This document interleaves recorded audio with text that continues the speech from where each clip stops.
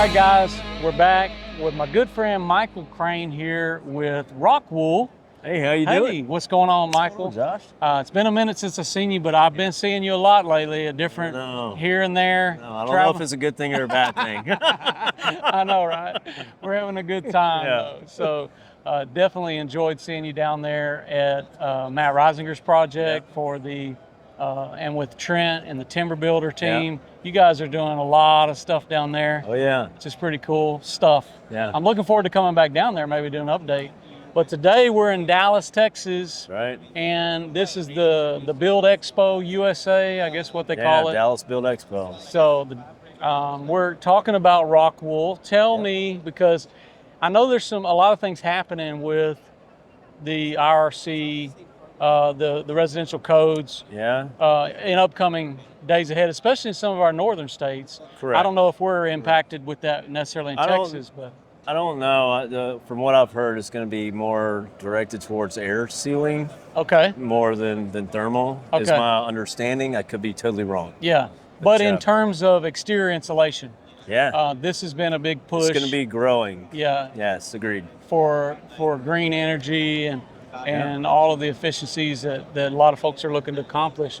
And I'm seeing some familiar products here that I use a lot. You got some zip product here, which we're real familiar with. But what is this right here? Hold in on the board. Let's talk about the board. So well, one of the things that I'm a fan of is jackets and koozies. Continuous insulation for any climate. In the north, when it gets really cold, we put a jacket on. Yeah. We could drink coffee all day, but it's probably not going to be very effective. Right. Well, in the south, I view it as the koozie effect. Drinking the coffee's like turning your heat on inside? I mean, you're just warming your bones. That's it. I got you. So, in the south, we use koozies for our drinks. If you go out in the summer with a glass of iced tea, it's going to sweat on the outside, and our homes do the same thing. Absolutely. We have the same process. We just want that condensation point to be on the outside of this wall. Right. And so by the addition of this, guess what? We take that condensation factor out of the equation. We're moving our dew point from somewhere in our wall assembly to outside of it, making a more durable wall over time. Absolutely. And then while this is great for protecting from air, moisture from coming in, now you're dealing with it out here. But this product right here, this is the Comfort Board 80, which it comes into other sizes. That's right. But let's tell them a little bit about some of the consistency of this product and what it can do. So our products are made from rocks. That's what gives us our natural ability to withstand fire. It's pebbles and stones. Pebbles and stones. Basalt stone. We make lava and we blow air through it, which creates our fibers. Dang. And we just lay them in, use binders and put them all together. And depending on the product we're making it, whether it's our bats or our board, depends on how thick we lay it and make it, how dense we make the product. Sweet. So that's why you've got displays here showing the fire. Exactly. It's not catching fire. So that's some of the things that people really love to see. Yes, it's a knot catcher for sure. Yeah. I can't tell you how many people come up and be like, is that real? Is that real? Wait, can I put my hand behind there? No, don't do that at all. Touch it. What are some of the advantages that we're gaining when we put insulation out here? You're already taking out the thermal bridge factor of your sheathing and to stud connections. Which is this part right here, right? No insulation. So if you have no insulation out here, the sun's hitting our walls in the south, it's really hot and it's radiating through it. And vice versa in the north, you have heat on and you're radiating outboard in the northern climate. So by putting insulation on, we're taking that out of the picture. We're putting that buffer so you get a higher effective R value on your wall assembly. And so therefore you're able to keep your house warm or cool more effectively. And we're already seeing some of the advantages, right? For building air tightness on the interior, how big a difference that makes on our mechanicals with HVAC systems. Exactly right. I mean, we're seeing some of those advantages there. And essentially what you're talking about doing is doing a similar thing here on the outside by saying, hey, what if you don't have to, this doesn't have to work so hard to heat or to cool down. Yeah, I'm actually glad you brought that up because I've heard a statistic. How true it is, I don't know. But the statistic is, your facade, out of that 100% of rain that hits that structure, 9% can get behind here. Okay. Well, then if we have our product or this product, whatever product, 9% of that, or the 100% of that 9%, only 9% gets past that next layer. So Wow. therefore, increasing the performance of our WRBs. Sweet. So That's yeah. awesome. That's an interesting fact too. But what I really like too about this is that it is essentially almost like a rain screen product too. Yeah, it's exactly So- right. Water just rolls down it. So it can be wet, it can endure obviously heat, it becomes somewhat of a fire protection Yep. on the exactly. exterior of the home, which is pretty interesting. I mean, what other products are similar to that?